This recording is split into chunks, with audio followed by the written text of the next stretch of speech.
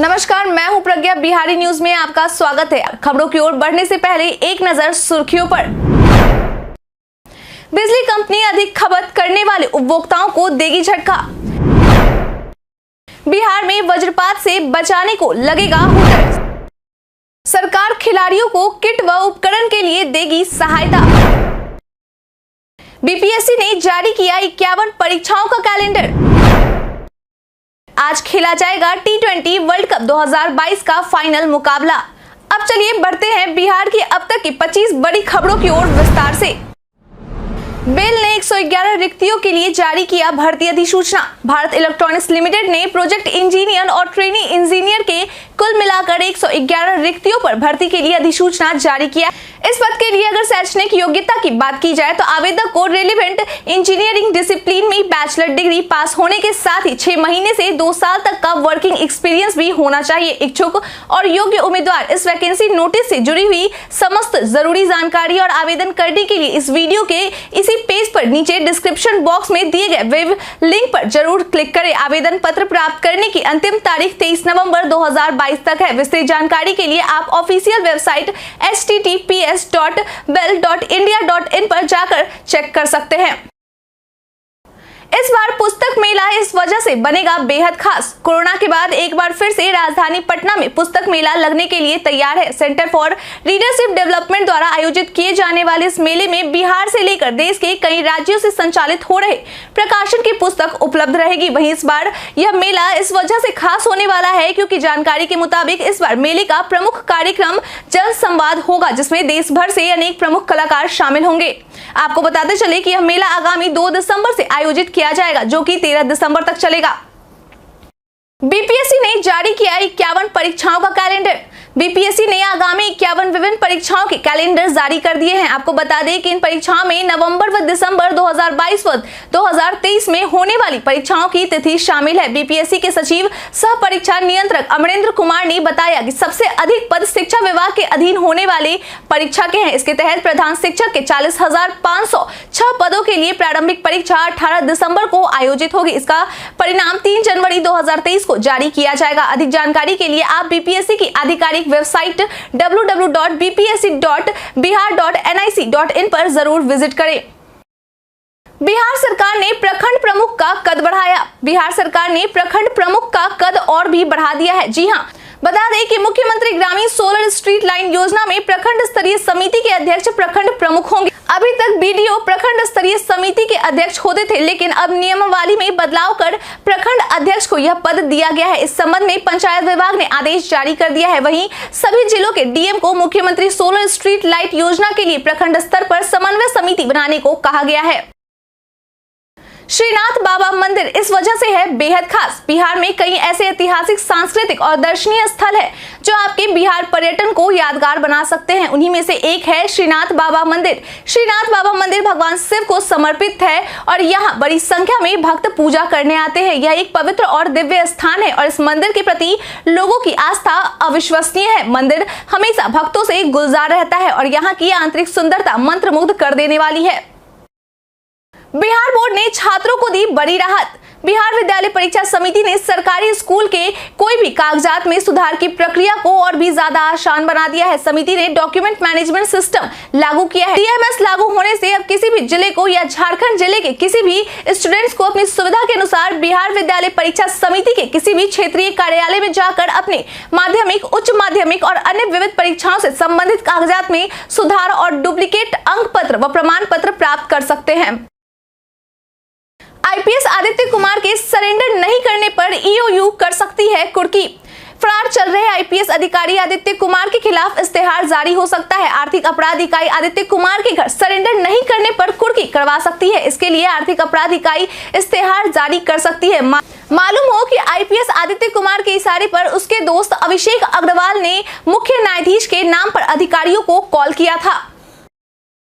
बिजली कंपनी अधिक खपत करने वाले उपभोक्ताओं को देगी झटका। स्मार्ट प्रीपेड मीटर में अधिक बिजली खपत होने की शिकायत के बाद पास बिजली कंपनी ने विशेष व्यवस्था करने जा रही है। बिजली कंपनी ने तय किया है कि खपत के आधार पर अगर उपभोक्ता अपने कनेक्शन का लोड नहीं बढ़ाते हैं तो वह स्वयं लोड को बढ़ा देगी। इस बारे में बिजली उपभोक्ता के मोबाइल पर इस बारे मैसेज भेज दिया जाएगा। दरअसल बिजली कंपनी ने जब स्मार्ट प्रीपेड मीटर से उठने वाले एक्स्ट्रा बिल की एजेंसी के साथ सूक्ष्मता से जांच कराई गई तो यह बात सामने आई कि संबंधित उपभोक्ता ने बिजली कनेक्शन के तहत जो लोड ले रखा है वह खपत के क्रम में यूनिट बढ़ जाने के कारण उसमें बढ़ोतरी हो जा रही। 2-3 किलोवाट का लोड बढ़कर कभी 4 तो कभी और अधिक हो जा रहा है। ऐसा होने से उपभोक्ताओं को दंड का भुगतान करना पड़ रहा और उनकी रिचार्ज राशि अचानक खत्म हो जा रही।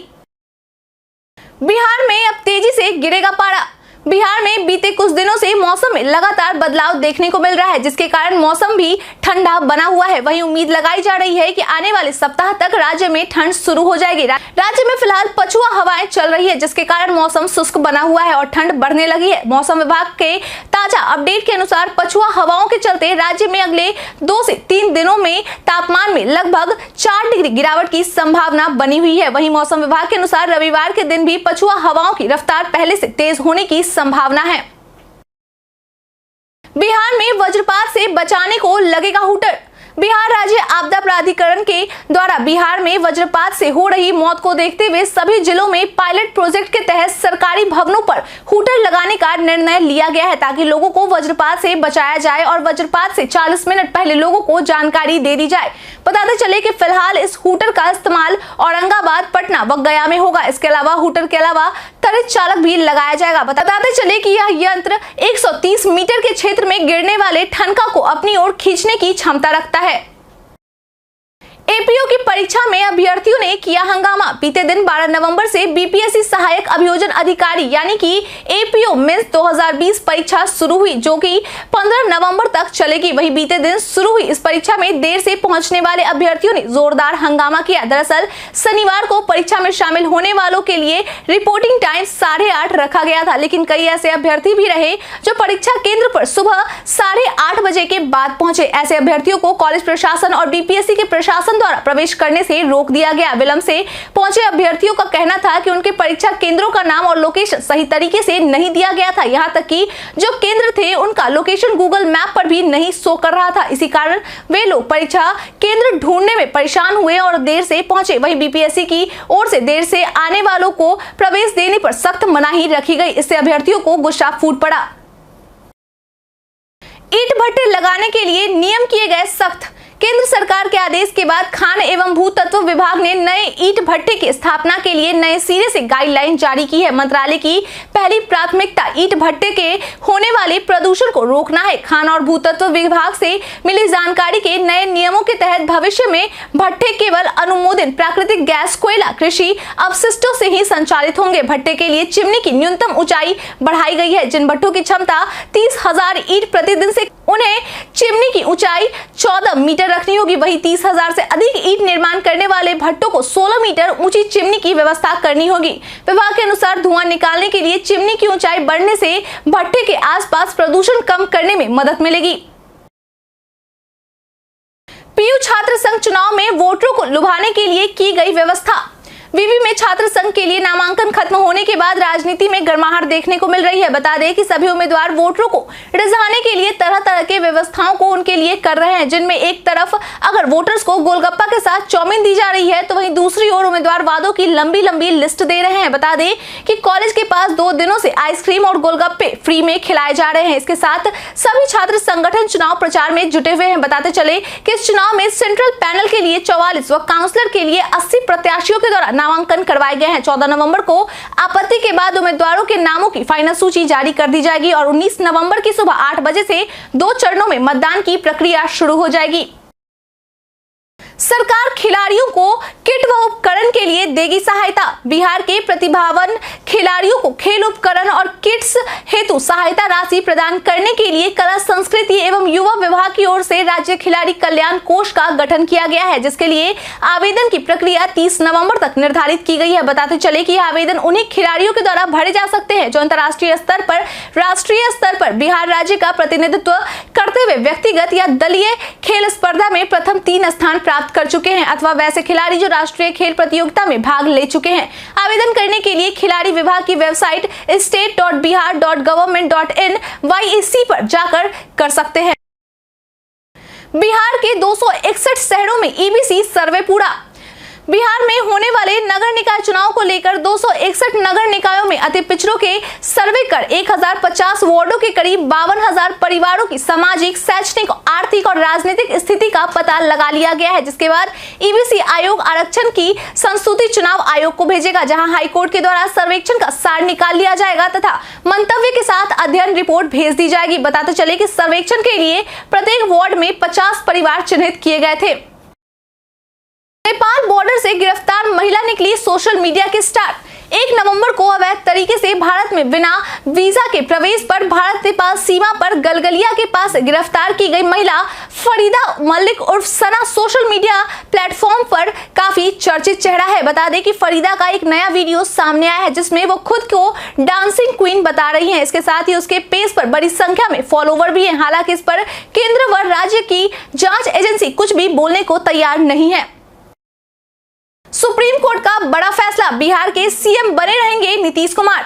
बिहार की सियासत को लेकर सुप्रीम कोर्ट ने नीतीश कुमार के खिलाफ आए एक महत्वपूर्ण याचिका को खारिज कर कहा कि नीतीश कुमार ही बिहार के मुख्यमंत्री रहेंगे। बता दें कि नीतीश कुमार के खिलाफ याचिका दायर इन बातों को कहकर की गई थी कि जदयू का महागठबंधन के साथ सरकार में आना गलत है, जिस पर जस्टिस MR शाह और जस्टिस MM सुंदरेश की पीठ के द्वारा खारिज कर दिया गया है। कोर्ट के अनुसार जदयू का चुनाव परिणाम आने के बाद उनका नए गठबंधन के साथ मिलकर सरकार बना लेना संविधान के अनुरूप ही है।